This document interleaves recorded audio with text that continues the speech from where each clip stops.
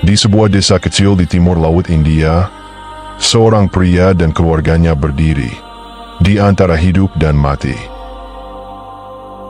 Dia tahu pilihannya akan membawa kematian, tapi hatinya sudah bulat.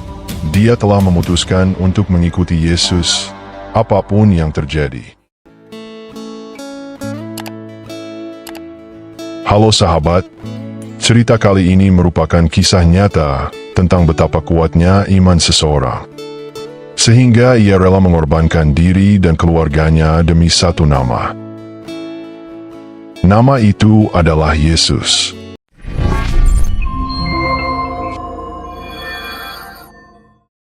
Kali ini kita akan bercerita tentang latar belakang diciptakannya lagu I Have Decided to Follow Jesus. Atau dalam bahasa Indonesia kita nyanyikan dengan Mengikut Yesus Keputusanku. Lagu I Have Decided to Follow Jesus bukanlah hasil karya dari para komposer besar dunia barat, melainkan berasal dari sebuah kisah nyata yang sangat menyentuh di India pada abad ke-19.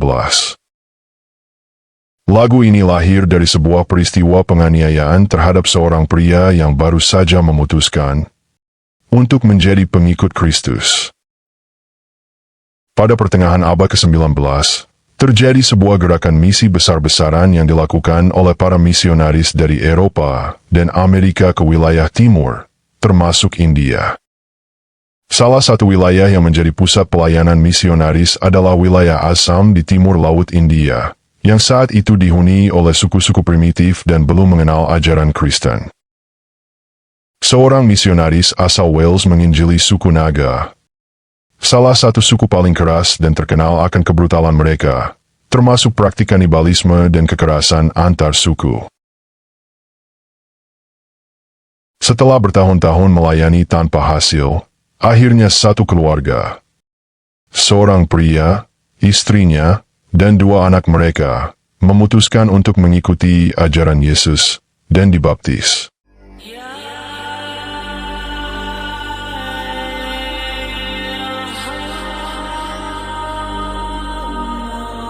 Namun, keputusan ini tidak diterima oleh kepala suku dan masyarakat setempat.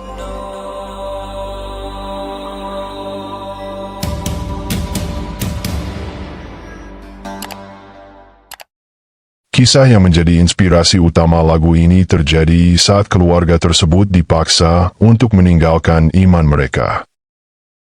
Di bawah ancaman hukuman mati, mereka diberi pilihan: menyangkal Yesus dan hidup, atau tetap beriman dan mati. Ketika kepala suku bertanya apakah pria itu akan menyangkal imannya, dia menjawab, "Saya telah memutuskan untuk mengikuti Yesus." Sebagai balasan atas keteguhannya, anak-anaknya dieksekusi di depan matanya.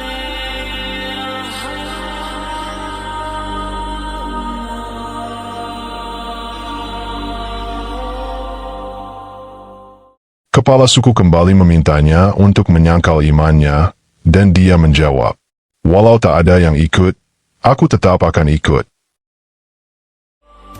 Istrinya kemudian juga dibunuh.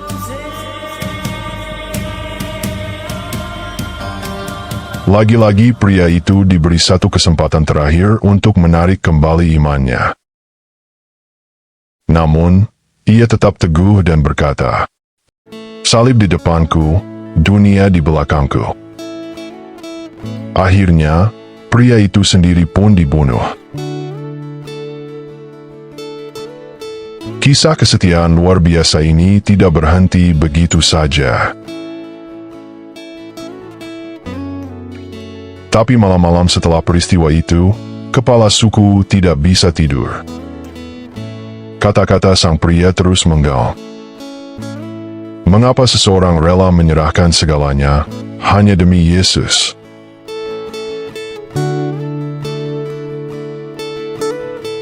Tersentuh oleh keberanian dan iman yang ditunjukkan oleh keluarga tersebut, kepala suku akhirnya bertobat.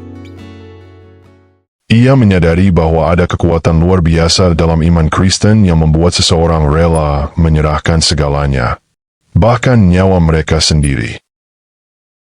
Kepala suku ini pun akhirnya menjadi pengikut Kristus, dan banyak dari sukunya mengikuti jejaknya.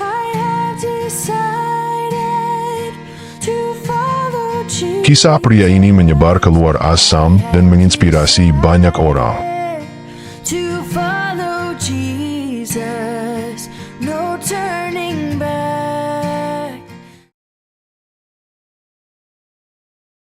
Seorang pendeta asal India bernama Sadhu Sundar Singh dipercaya menjadi salah satu tokoh yang menyebarkan kisah ini dalam bentuk lagu.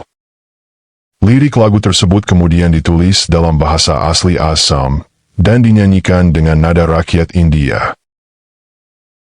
Di kemudian hari, lagu ini diterjemahkan ke dalam bahasa Inggris dan diberi melodi khas oleh komposer Kristen bernama William Jensen Reynolds, sehingga menjadi seperti yang kita kenal sekarang. Lagu ini telah menjadi salah satu himne rohani paling terkenal dan banyak dinyanyikan di berbagai gereja di seluruh dunia. Meskipun liriknya sangat singkat, kekuatan dan kedalaman maknanya luar biasa. Ini bukan sekadar lagu, tetapi pernyataan iman dan ketetapan hati.